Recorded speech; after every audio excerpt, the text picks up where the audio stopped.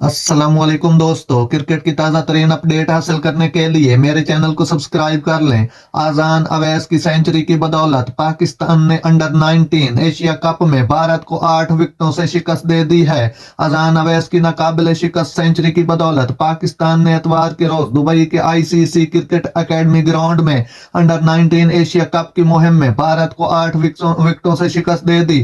पाकिस्तान ने टॉस जीतकर पहले फील्डिंग का फैसला किया। हिंदुस्तान 259 स्कोर बना सका 9 विकेटों के नुकसान पर।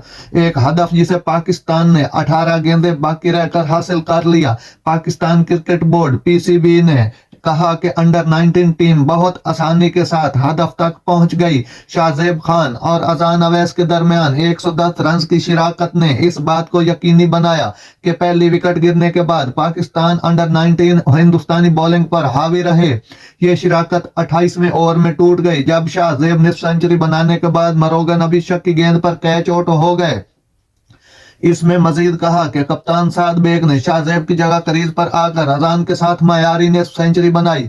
इसके बाद दोनों ने 125 रन की नाकाबिले शिकस्त शराकत कायम की।